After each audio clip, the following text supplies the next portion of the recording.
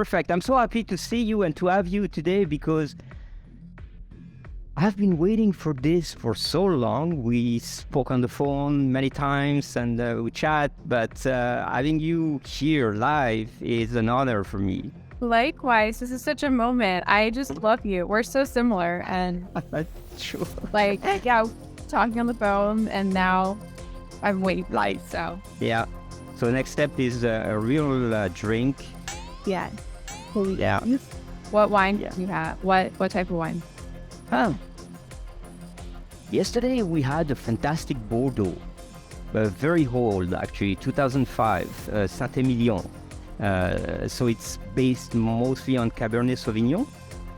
I know that you like, and we had another wine that it was really new to me, and it was a biological wine, like kind of bubbly stuff, red wine, very nice.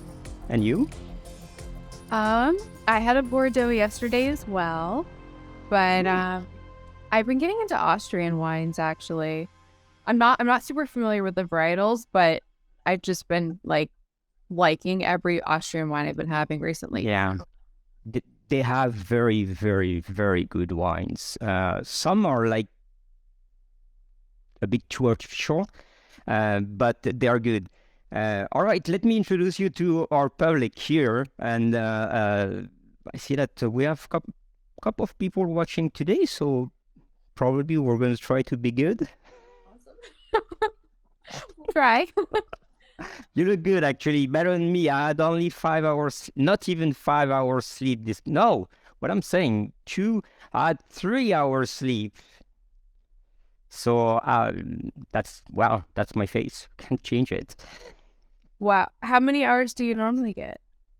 Normally I sleep like 6.5, 7. I try to stay at 7, but we had guests yesterday, and once in a while it's good, like, because you laugh, you drink, and time goes, and it was like 2, and I was, oh, damn it. But I went to the gym this morning still.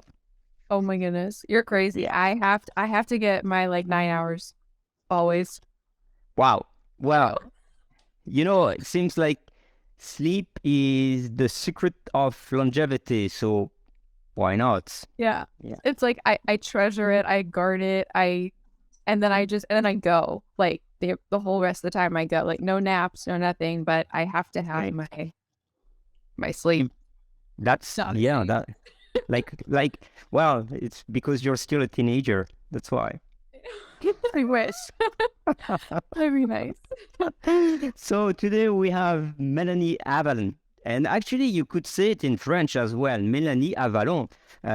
Looks like a French name. It does. You are an actress, a writer. Look at this. What a book. I'm so happy that you got it. Yeah, thank you. Awesome. I didn't go through it, to be honest. Not yet. Because I'm waiting for you to read it so I can sleep or lay down and you can read it for me. That sounds great. I'll read my book. Yeah, that's it. You know that For the fasting.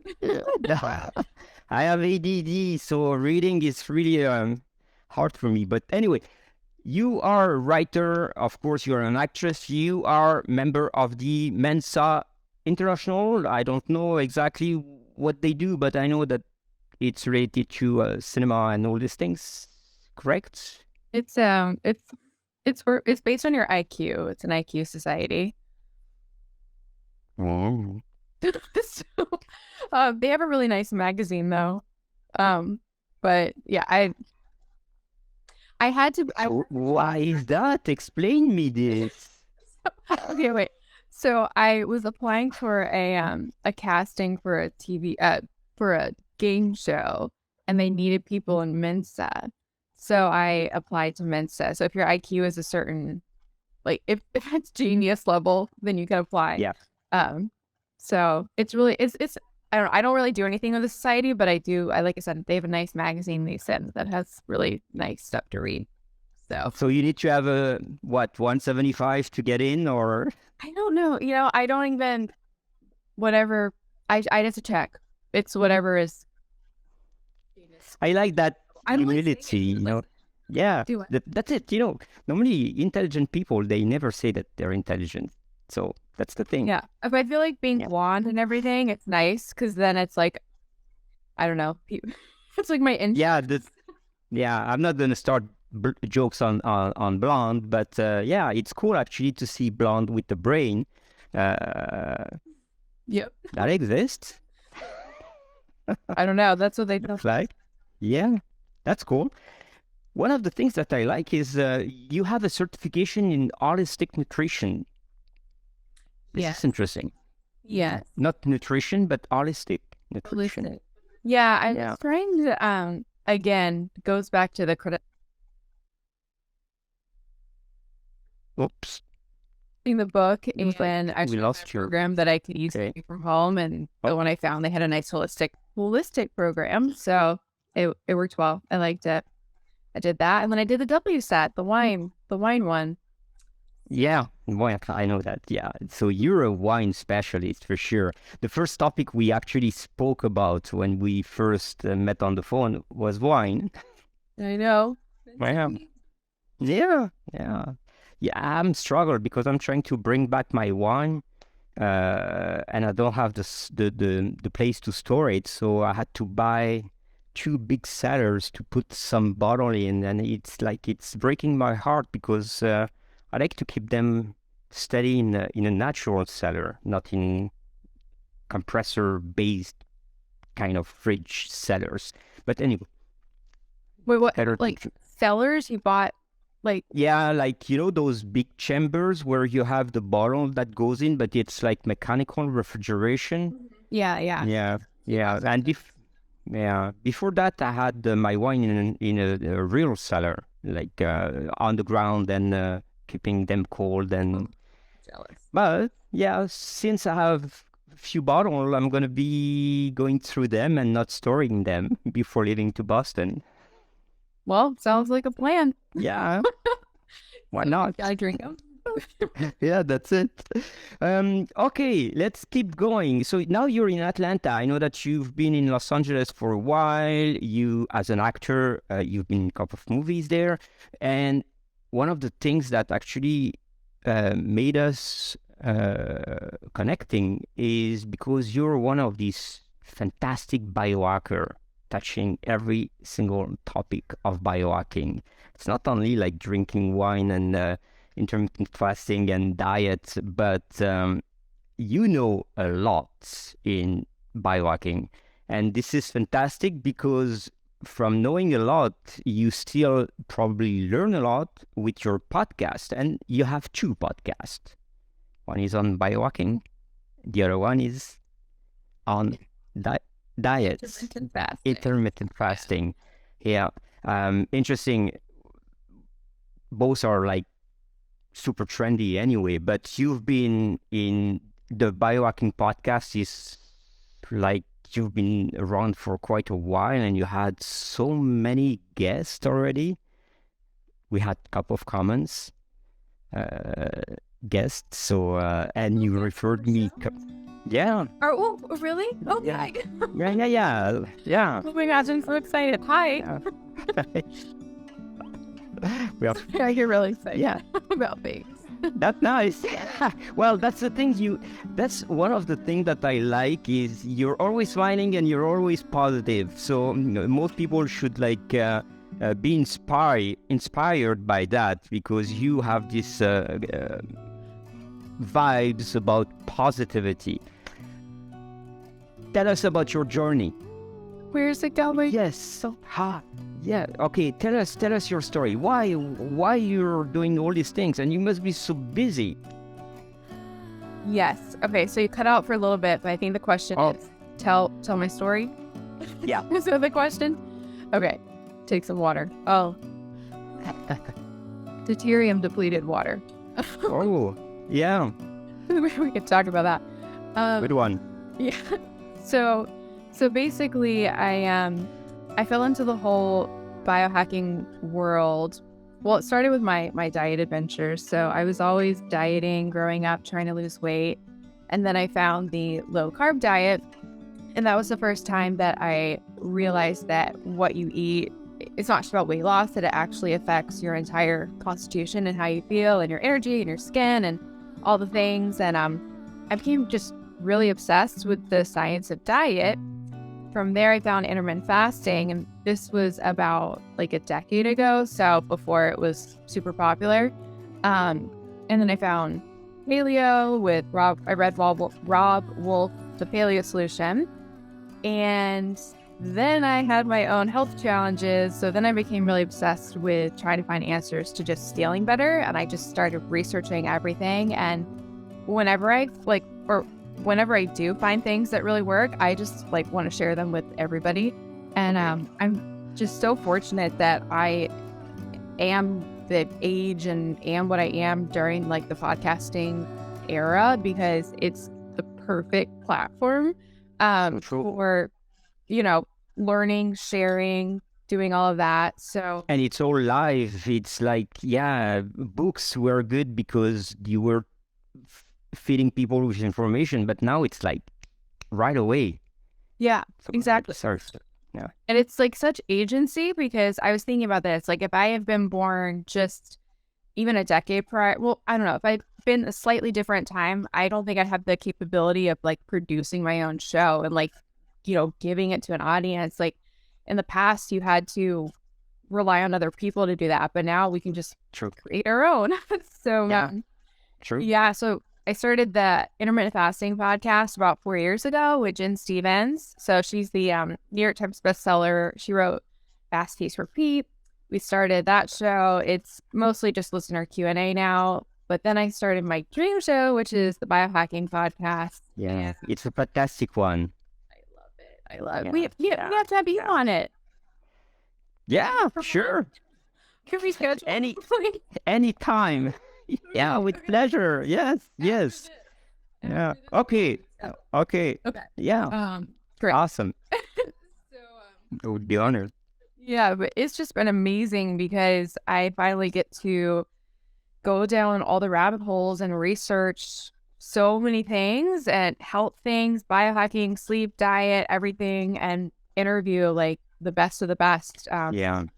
Ask my questions. I'm just You had fantastic people over, and it's like every time I watch the interviews, you spend a lot of time preparing them as well. Like you do so deep research. Like I don't prepare anything. I'm just like going with the vibes and the feelings, but I see the work that you have behind every podcast is a ton of work. So you're busy all the time. You're always busy. Yeah. How do you do that? I think about this a lot. Like I love it. Like there's just so much I want to do. So, because I was thinking about it, because I was thinking how some people are like schedulers and some people are not. Like I have to I literally schedule like everything has to be scheduled. And because I was reflecting on it, and I was thinking like, is this like an Achilles heel? Like I'm not able to just show up and do something, like everything has to be scheduled. But on the flip side, I keep everything scheduled. And I decide like what I want to accomplish and what I want to be working on, and I just do it, and it's just so fun. So go for it. Yeah. Yeah. Like to show you, I just launched my supplement line, which is really exciting. I was kind of like, yeah, we were going to talk about it. I'm fascinated by that point as well. But okay, is your life organized with drawers like that, where everything is like set in advance? Oh, like in real life? Yeah. No, I'm not like crazy OCD with the like. No. Okay. Because nobody. Okay. Perfect. But that's great actually. If you're using the proper technique to get organized and you work with your ultradian rhythm, it's perfect. And the proof is that you're efficient. Wine or coffee? Wine. I actually so coffee in the morning, I have like a spoonful, like a. Oh, that's it. Yeah. Like a hormetic stress, like it. And then why? Why?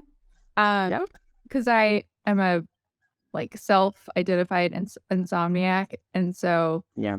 if I get into the coffee rut, it's not good. But I find that like having like a sip like wakes me up, and then I splash it on my face, and I like that. So an insomnia, yeah, but an insomniac that sleeps 9 hours, you have tricks for that, of course. Oh yes. What are they? A lot of the guests that I've had on the show, a lot of episodes, but blue light blocking glasses. I mean, I feel like a lot of what At I'm night? about today is really do what? At night, I would say. The blue light blockers, not in the morning. Okay. No. No. Okay. Yeah, so like starting in the morning, it would be bright light exposure, my little bit of coffee, getting some sun outside, moving around, and then just pretty much staying active. I fast every day, so I don't eat Every day? Mhm. Yeah. Wow. So you do what from the time you go to bed or before? What, 16-hour fasting per day or? Yeah, I think the eating window, I'm like hesitant to say the hours because it's a bit crazy, but And it's never precise. Yeah. but it's usually like a 4-hour eating window ish. Wow. I go to bed really late. So Yeah, you're a party girl. yeah, no. I'm like No? my so you're talking about like my research. At night is like when I do my reading. So I usually read about 3 hours every night while having a really long dinner. Very long Okay. and big. So your eating window is 4 hours and your dinner is almost 3 hours. Is that correct? Yeah. That's Yeah. pretty cool. I don't want to say the hours because they're crazy, but I normally start eating around like late until late. What is late? Like 10? late, like 10. Like I'll be eating like 10 to 2. Okay, so you go to bed at 2 and you sleep 9 hours, so you don't see the morning light. Do what? Do you see the morning lights? The sunlight No. in the morning? No? No. See, I wish I was a morning person who like wakes up and like the birds are singing and you see the morning light, and Yeah. I see the night light at night. Bats and stuff like that. Yeah. I could see the morning light if I stayed up just a few more hours. Now I understand why you didn't want to join at 12. Okay, I got it. Yeah. Okay. Interesting. But you know that science says that normally you should have the sunlight activating your eyes and your receptors with a certain angle. So after 12, the angle is not 35, is about 90 degrees. Yes, but So you keep your head down. I have my indoor, looking at it right now, my daylight thing, and it's technically, I think it's at the right degrees Yeah. to be what it's supposed to be. But yeah, it's not ideal. This is why we have biohacking, so we can like, we can adjust accordingly. So you improve. You're using hacks on one side, and on the other side you go against the natural biohacking techniques, or tips. It's interesting. Okay, but it works. Looks like it works for you. Yeah. Well, I'm all about people finding, what works for them and just using their tools and everything to make it work. Yeah, there is no model that works for everyone, and like people say, you should follow that type of routine for every day. It works for me, it doesn't work for another one, and what works for me, it's not universal. What works for you, it's not universal. I could not wake up at 12 or 1. It's impossible for me. I wake up at 5. Oh. So, almost when you go to bed. Yeah. So, yeah, when you go to bed, you go to bed. So, yeah. So, yeah, I understand why you didn't want to join at 12. Okay, I got it. Yeah. Okay. Okay. Interesting. Mm-hmm. So, you eat Yeah. I would, yeah, almost. I would love to be a morning person like you, but I felt a lot better when I read Dr. Michael Bruce's work about the different chronotypes, and I had him on the show, like the dolphin and I'm the dolphin. It's on me. You are? So you must be a lion. You get up I guess. really early. Yeah. Yeah. That's what they said. Yeah. Yeah. Yeah. So, Yeah. Yeah. and like in his book, he says, you know, you are your chronotype, and that's okay. Yeah. Yeah. True, and you just have to use it the best way that it works for you. So that's what you're doing. Awesome. What brought you to write a book? Because it's interesting. You were acting, and from actor, you went to write a book before doing the podcast and all these things like sharing. And your book is more in a certain topic than just general life improvement. What was the reason behind it? Yeah, so I actually wrote it for two primary reasons. One was actually the guy I was dating at the time was an author, and he was like, "You need to write a book." I was like, "Okay." Okay. We don't need to have kids. We need to write a book. Exactly. Okay. So Makes sense. but the main reason really was I was doing a lot of like on set work in LA, and I was doing intermittent fasting, and I kept being in these situations where it'd be like they would call lunch for set and everybody would go to lunch and I'd be like not eating, and I just got so not tired because I like questions and I like telling people things, but people would ask me, I mean, it was like every single day, like, why are you eating? And then it was like all the questions, and then, oh, isn't that bad for you? And I was like, I just need to have a resource where I can be like, here, read this. It's true. Good. Yeah. Yeah. Like a testimony, universal answer to everyone. You want to know? Read it. That's it. Good point. Yeah. I like the philosophy behind this thing and behind what you say about wine, because every time, I drink 1 bottle of wine per day almost, and well, half bottle of wine every day. It's like a fact, and it's been like that for probably 20 years. And people will say wine makes you fat or wine makes you numb or whatsoever, and I think it's the reverse. It's just like wine makes you feel good and functional, and it helps in many aspects of our life, actually. So when I come read you the bedtime story for my book, I'll read the wine section to you. Awesome. I have a chapter in there all on, well, I have a whole section on wine, but yeah, people say that alcohol makes you fat, and Yeah. like technically speaking, you can't gain fat from alcohol, like just from drinking. No, it has to be sugar. Yeah, transformed into sugar. Yeah. So I'm all about having it in a, finding the dose that works for you and combining it with a diet and a lifestyle that works for you. And I actually went to, so 2019, I didn't drink at all. I wanted to try an experiment of like, what am I like with no wine in my life? And I realized I'm way happier with it in my life. And I feel healthier too. With it. So I think the health benefits are pretty substantial, and all of the all the longest lived populations all have some sort of moderate drinking, with the exception of Loma Linda. All have. And it's been proven to be a good thing for longevity as well. It's interesting. You did that in 2019. In 2020, I was trying to stop drinking wine as well, or to reduce it. But I've been drinking for me, it's part of my life.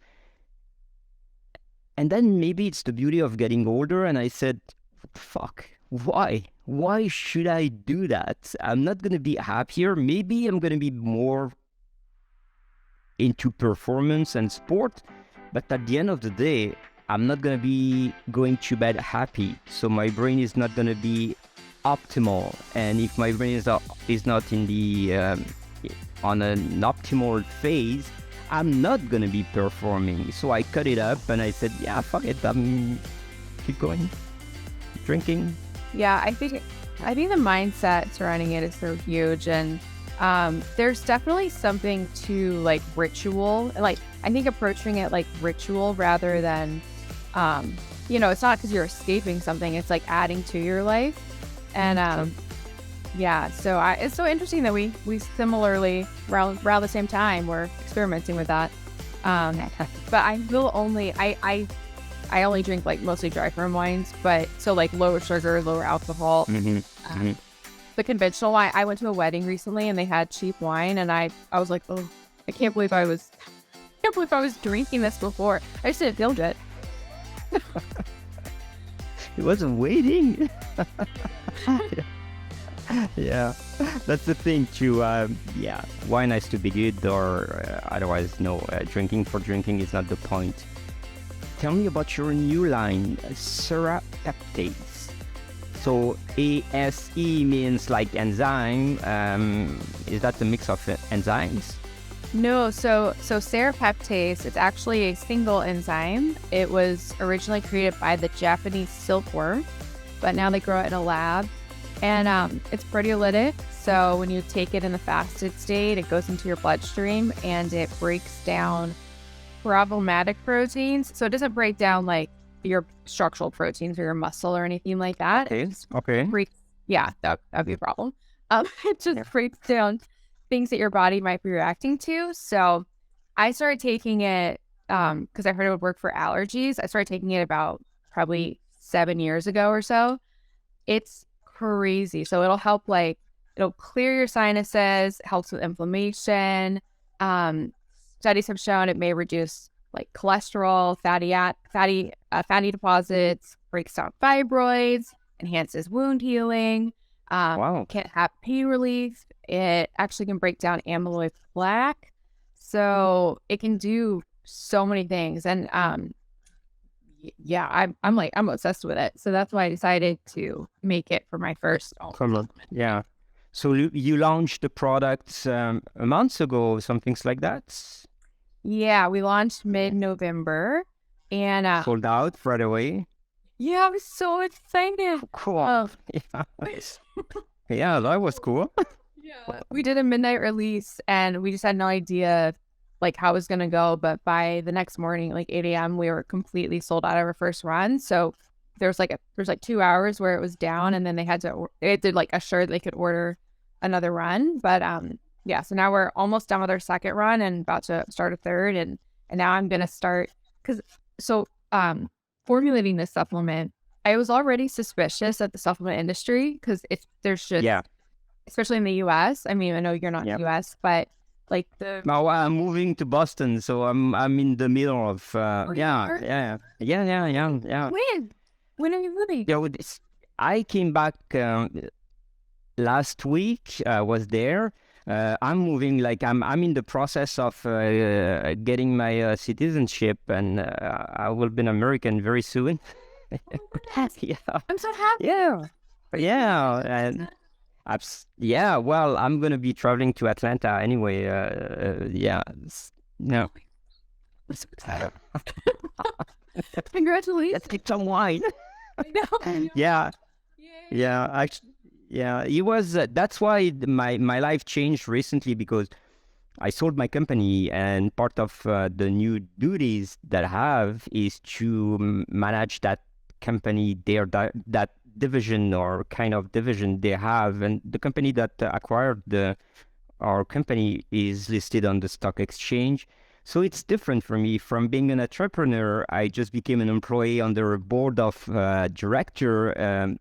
Interesting stuff, but life is like that. And the opportunity I have is to move to the United States, which is a very good challenge for me. So I'm on a mission, like you are, to make a short story. But today we're talking about you, not about me. I like that. So now that you have this supplements I believe that Ben Greenfield is looking at you and say, "Hey, you're going to be my target. I want to buy your company and I want to add it to Cayenne." Well, we'll see. Well, you sold out in one day. That's pretty impressive. Yeah. Well, yeah. Well, that's what I was saying was like, so creating it was so hard to create the supplement because, so the thing about serrapeptase is because of the nature of the enzyme, it's very, very like, it's hard to get it into your body because it normally breaks down in the stomach. So you have to get it to the small intestine. So a lot of them have all the ones on the market typically have special enteric coatings to make sure that happens. But here's the thing. So I'm all about because I really react to things and I'm all about purity and transparency. And so all these supplements that have enteric coatings, they don't tell you what's in the enteric coating. So they make it seem like the supplement doesn't have additives or fillers, but it probably does.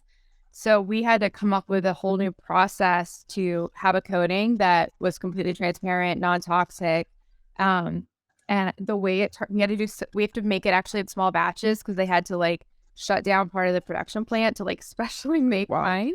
But it's amazing. And now I'm I just got to make all the supplements, so everything that I make right now, I want to make my version so that I can feel really good. At least and you're going to control the way that it's done, which is perfect. So you've been working with labs to make this back and forth and make the formulation, or you went from research that were already published and then kind of in the kitchen mixing? So not me personally in the kitchen mixing, but I partnered with MD Logic, so they were a pre-existing company. Yeah. So I've been working with them to formulate it. They have the production facilities and everything. So basically, me and my business partner Scott, we would brainstorm and do research and come up with formulations that we thought might work for the enteric coating and for the lubricants and the fillers and everything. And then they would do the tests, and then he would report back and let me know what worked. And finally it worked. So perfect. So you jumped into my field of knowledge, science, and this biotech and pharmaceutical industry where I work in. Interesting. Another point. I know nothing. Yeah. I mean, you have it. You know it way more than me. I'm just a little baby stepping my feet under, but people think I know, but that's between me and you. Yes, I know. No, I know nothing. That's the point. Same here. Yeah, exactly. Well, I think that this is life. It's not important to know deeply everything. It's important to know enough to be able to challenge yourself and others on the answer and the questions. Otherwise, if you don't know nothing, of course, you cannot talk about it. But if you know too much, you're too into a bracket, into a path that you can't see what is happening outside. I think it's people that perform today are more multi-talented people. They know many things on many topics and subjects, but not too deeply. And they have people around them that know way deeper the topics. That's what you do with the people at MD company and your partner Scott, huh? Yeah. And speaking to knowing and everything, I think it's really important to learn and gather as much information as you can. But I guess the one thing I know is that I'm not certain about anything. I know that everything I know, I could be wrong. Because ever since I read the studies about the split brain patients and how basically when they take patients that have these blew my mind. So they'll take people whose the two hemispheres of their brain aren't connected, the left and the right brain. And because I guess the left brain controls language and the right brain controls, is that the right way? but actually, it's deeper than that, because we've been thinking that the left brain, right brainers, and matter of fact, the brain works in a way that it's connected and it's always in activity from almost everywhere except for language. Oh, like Which is more localized. Yeah, and this is about it. For the rest, like people were saying, "Oh, you're an artist or you're more mathematical." but that's not True. See? No. Thought we knew that. But yeah. Ria, go ahead. No, you go ahead. Or I was just gonna say that like in the studies I read where they would show like one part of the people, like part of their brain would see it and not the other part, and then the language part of their brain would just like make up stuff to explain the reality that it thought that it saw. And so after I read that, I was like, well, I don't know anything. Like my brain could just be like telling me, so I try to know that, but no. And what is true today is not. It may not be true tomorrow. That's the point. That's our today's society is like that. We publish studies saying, you should take that and you should take that or do that and optimize your life this way. And a couple of weeks after, you shouldn't do that because it's very dangerous and blah, blah, blah. So, we have experts and scientists and researchers and that are preaching all the things. But to a certain point, most of the things they say it's true, but most of the thing that is spread on internet, for example, it's not true, because when the information gets disseminated in the world, people tend to adapt it to their point, and that's why most of information circulating around is like biased or not accurate enough or not even true. But at the base, you're right. We don't know nothing, and our brain depends what you drink. Can tell you things one day that are totally different the day after. It's so true. And I remember I interviewed recently Tim Spector, he heads the Zoe program and he has a few different books, but in one of his books, he talked about a study, and I'm referencing him because I don't actually know the study, but I think they looked at like the major different food groups, like a dozen of them or so, and they did like a meta-analysis of all the studies, and they found that every single food in at least one study was linked to like increased longevity, and then on the flip side to like death. So literally everything is like making you live longer and killing you. So I don't know. For the conclusion of that, you know what, this is it. Equilibrium, balance is the secret of everything. What you just said about this study, it's exactly it. Like, as soon as you take the path of excess for anything, you go in the wrong direction. Like, go full vegan, you're not gonna survive the same way. Go full carnivore, you're not gonna survive.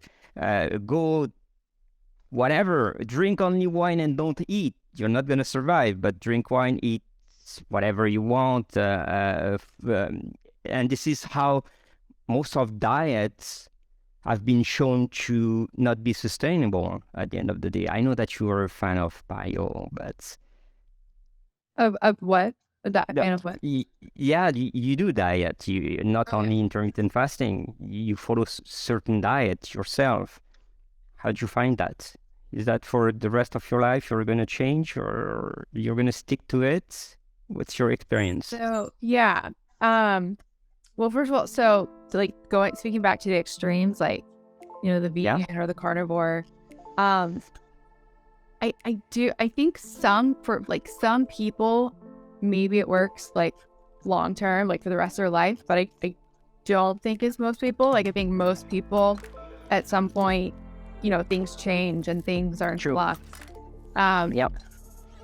and I think like, especially I'm going on tangents, but especially with like I don't think we even understand like the totality of why it might work for some people, not for others. Like with epigenetic can explain a part of it. So many different things. But yeah, as far as like me, so I've been following like paleo. Well, I'm following like the low carb. I'm not low carb now, but I ate a lot of carbs. It doesn't show.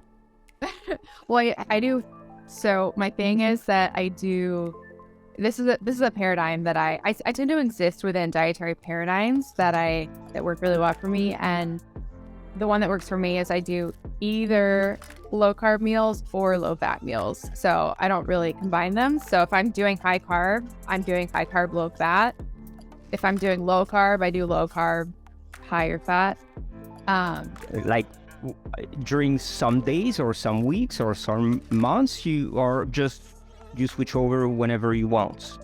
Yeah, so it's within the actual like meal. So I'm only eating like one meal per day. But I tend to I would do it by days. So like if I wanted to have a low carb day, it would be like that day low carb. But I tend to like get in the rut and I kind of like stay in it. So like I've been doing high carb, low fat for, I mean, I haven't been low carbs in probably a year or so. Wow. Okay. Yeah, ate a lot of fruit. Yeah, but that's good. That's good. Yeah. But yeah, as far as like, changing, we have so many listeners who fall into the low carb world and they are terrified to eat carbs again, like terrified. And they're convinced that the only way that they can lose weight, even though they're often asking us this because they'd stop losing weight, they're convinced the only way they can lose weight though is being low carb. And I often suggest to actually try the opposite, like, try a different approach, try going low fat, try bringing back the carbs. So I think I definitely really encourage people to like keep an open mind and be open to change in their diet. The paradigm that I exist within though, like the paleo paradigm, is that I try to eat foods that are all natural to like us as a human evolution. As human. Yeah. So like processed foods and stuff and vegetable oils. Avoid that. I agree. Yeah. I agree. And I think, it's if you want to lose weight, first, watch what you're eating, but then you need to move. You need to burn a couple of calories more than the one you ingest. There is no big secrets on that. People are trying to sell diet or miracle diet that will make you lose weight in 10 days or in 5 days. This is bullshit. It's like, stop eating for 5 days, you're gonna lose weight for sure. But that's the other thing. People think that like calories don't matter, especially with, I don't know, with fasting. Sometimes people think, oh, you can just eat all the things. And like, calories do still matter. Like in the end, at the end of the day, it is, did your body burn more than you didn't burn? And and you need energy just to be functional. Your brain takes like already 25% of what you need for a day. So you can stop eating and go in a very, very low calorie, but you're not going to be functioning properly. You're not going to be thinking properly. You're not going to be behaving properly. So it's an equilibrium. And if you want to lose weight, if that is the goal, just go slowly, not drastically, because it's going to pop back anyway. If you lose 10 pounds in 10 days, it's guaranteed that next month they're coming back. So I do have interesting thoughts to that concept, which I think some people, because I've seen a study where they actually looked just at this. So they looked at, did people who did like lost a lot of weight really fast and then like maintain versus try to lose that same amount of weight over a longer period of time. And actually the people who lost a lot in the beginning and then like maintain did better. So like there is something about, I think if you approach it like really smartly and like you do try to lose a lot of weight fast, but then knowing that it's not, you're not going to try to be like that for like a long time. Yeah. I think depending on like the mindset that you are, that sometimes, so, and this would be like, because the type of like, I don't like crash dieting, but like if somebody were doing that, it would be like, you know, super, super high protein, low fat. So basically like supporting all your muscle, but just like not having any fat or anything else. So you'd be burning body fat. So I think that works well for some people. But it's when you're trying to, and again, this is also my opinion, I think people who are trying to like, or they're having like unrealistic expectations, like trying to lose a certain amount of weight really fast, it's just like not possible, and or trying to like just chronically diet for eons, you just can't keep that up. Like our body, like you like you just can't. Yeah, it's true. But it's true. It can work because of the reward path in our brain. Like drastically lowering down your weight will probably improve your mood and your motivation to keep going. In the long run, you cannot do that big gaps for I don't know, a year in a row. It's not going to stay. That's what I was trying to explain. Actually, it's going to pop back because you're going to be to a certain point. You're going to be back to where you were, and you're going to be starving for reserves of calories and energy and fat. So it's interesting. You know, I don't think there is big secrets on diet and losing weight. It's a combination of everything: food, sports, probably routine, and just the way that your brain function. And that there's so much coming from this, not this one, but the other ones from the hood, and we are electrical flux, and everything starts from neurotransmitters. So and the way that neurotransmitters and hormones circulate in your body will make a change in losing, gaining weight, or being in the mood of doing it, the motivation of doing it or not. So let's go back to you. We have about I would say a couple of minutes to end up this fantastic moment we are talking. And your routine daily, you wake up, what do you do up to the night? Tell us. Daily, okay. Wake up, the light, the coffee. Oh, Aura. So check my. Oh yeah. Okay. Do you wear Aura? Do you wear one? No. I'm not. I'm trying to avoid all gadgets on my hands and arms and things like that. I do use stimulators or biofeedbacks, but I don't want to go against Aura because it's a very nice product, but I cannot do sport with these things. I cannot. It bothers me if I have some things on. I sleep naked, so I can't tolerate anything on me, and not even a ring or something. I have no rings. So that's I've heard that from people. So so I'll check my Aura, just see like my sleep and all that. During the day, I normally wear weights around to like do muscle support. I do a cryo session, so I did one of those before this. That's what I actually just came from. I do like all my work and normally like my shows or whatever I'm doing. I drink my deuterium depleted water. Have you had this? Yes. It's very interesting, actually. The studies behind these, it's very, very interesting. That's one of the trend I would definitely recommend. I like it too.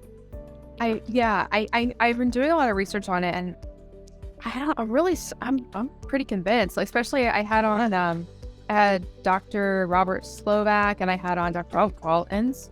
And I don't know, it's really convincing. I was like, I need to invest in this now. So Yeah. it's hard to know, like, if it's actually. Yeah. But yeah. So that's the water. You drink what? 2 liters a day? A gallon? I normally go through one of these a day. So this is 17 ounces. Yeah. It was like during the day. And then at night, I drink more. So But Yeah. because you're awake at night. I know. I don't drink at night, I sleep. So yeah, we're not drinking like, yeah.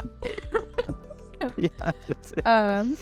But yeah, the rest of the habits during the day, I do my red light therapy, I'm trying to think like what all I'm doing. Yeah, just like my work. And then a lot of my wind down stuff is my like gratitude and my research. And I use, when I'm sleeping, I do like a mattress cooling and I keep it dark and I do the cold Meditation?